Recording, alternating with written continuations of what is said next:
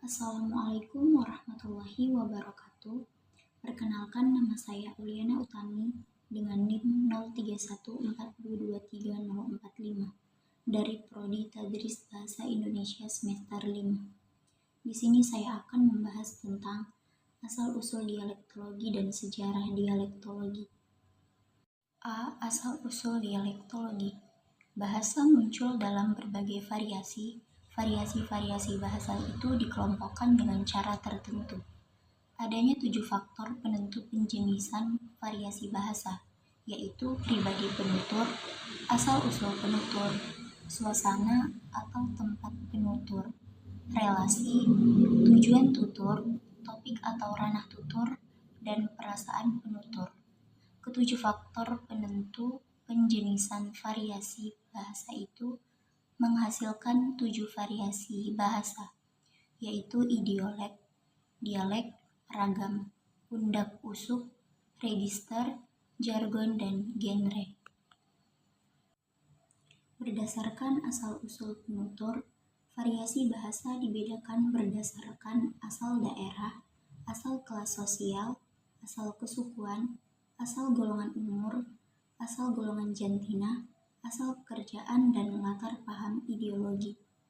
Ketujuh faktor penentu variasi bahasa. Berdasarkan faktor asal-usul penutur itu diperoleh 7 jenis dialek, yakni dialek wilayah atau dialek geografi, dialek kelas, dialek etnik, dialek umur, dialek jantina, dialek profesi, dan dialek ideologi. B. Sejarah dialektologi.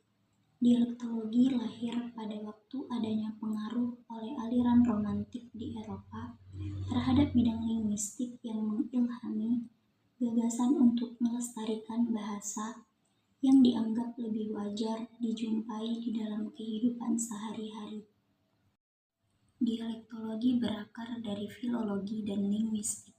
Filologi adalah studi bahasa dalam sumber sejarah tertulis, sedangkan linguistik historis adalah studi tentang perubahan bahasa dari waktu ke waktu. Penggunaan dialek untuk mempelajari bahasa sudah ada sejak abad ke-19, meskipun telah berkembang menjadi bidang tersendiri pada abad terakhir. Dialektologi pertama kali digunakan untuk menganalisis hubungan antara bahasa Roman dan dialek-dialeknya. Dialektologi juga meneliti hubungan antara bahasa lokal dan bahasa-bahasa lain untuk menentukan asal-usul dan sejarah yang sama. Dengan kemajuan dalam linguistik dan perkembangan dialektologi modern, para sarjana mulai menggunakan metode-metode seperti survei dialek, analisis kuantitatif, kontak bahasa, dan teori universalis untuk mempelajari kompleksitas perubahan bahasa dan perbedaan-perbedaan regional. Pada pertengahan abad ke-20, dialektologi mulai berfokus pada hubungan antara bahasa dan dialek serta hubungan antara bahasa dan penuturnya.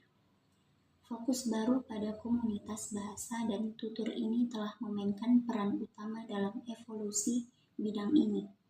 Fokus ini memungkinkan para dialektologi untuk mengumpulkan lebih banyak data, menggunakan metode yang lebih akurat dan efektif, serta lebih memahami kompleksitas dan distribusi geografis dialek. Waktu itu terdapat pandangan yang berasumsi bahwa bahasa-bahasa baku tidak mencerminkan keaslian karena terdapat banyak penyimpangan dari bahasa yang wajar dipakai sehari-hari oleh masyarakat penuturnya. Hal itu terkait dengan temuan hukum perubahan bunyi tanpa terkecuali oleh kaum neo-grammarian. C. Perkembangan kajian atau mazhab dialektologi.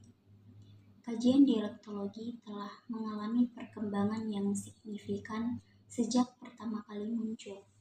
Perkembangan ini dipengaruhi oleh berbagai faktor, termasuk kemajuan dalam linguistik, perubahan metodologi penelitian, serta konteks sosial dan budaya yang lebih luas. dialektologi berkembang di Eropa, yakni Italia, kemudian berkembang di Jerman dan Perancis. Karena itu, Italia adalah tanah kelahiran dialektologi. Kajian dialektologi kemudian menyebar ke India, Amerika, dan berbagai negara lainnya, termasuk Indonesia. Cukup sekian penjelasan dari saya, semoga bermanfaat untuk kita semua. Terima kasih atas perhatiannya. Sampai jumpa. Assalamualaikum warahmatullahi wabarakatuh.